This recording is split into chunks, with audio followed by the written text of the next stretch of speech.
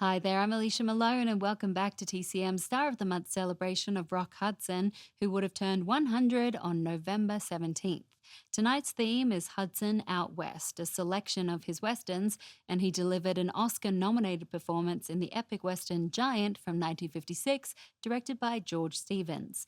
Rock Hudson had been toiling away at Universal Pictures under contract since the late 1940s, making movie after movie, his roles getting slightly bigger each time.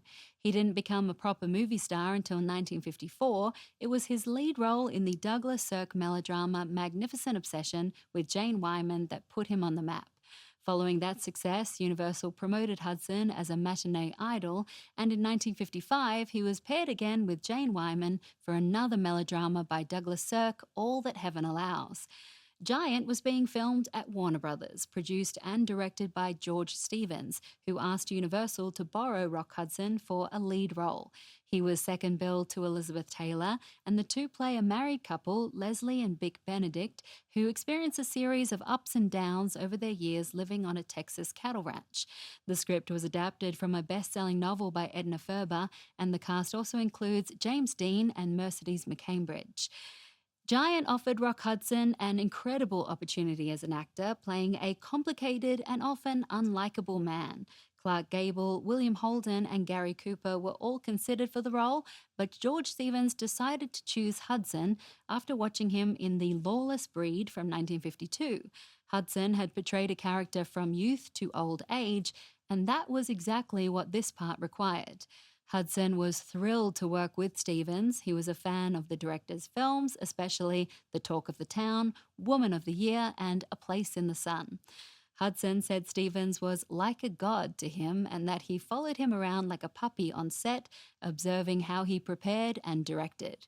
From 1956, enjoy watching Giant.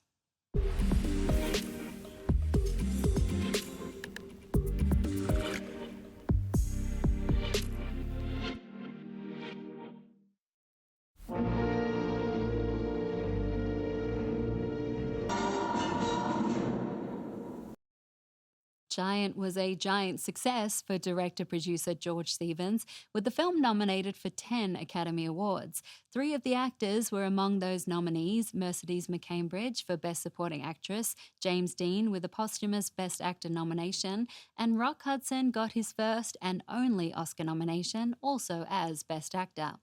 George Stevens had seen great potential in Rock Hudson as an actor, that he was not just a good-looking romantic lead. Before filming began, he took Hudson to see movies starring Spencer Tracy and Gary Cooper, encouraging Hudson to observe the subtlety of Cooper's performances. On set, Hudson worked hard, but also made time to have fun with Elizabeth Taylor. The two became fast friends, with Taylor saying, "Rock and I hit it off right away and acted like a pair of kids." But Hudson was less impressed with James Dean, who he said was always late, really very unprofessional, the Broadway actor who comes to California and deigns to make a motion picture. All right, let's take a break, and when we come back, we'll see another Western starring Rock Hudson. This one is from 1955 and sees Hudson star as a playboy opposite Anne Baxter.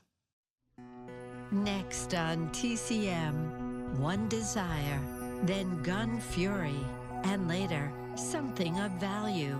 Rock Hudson is worth your while tonight.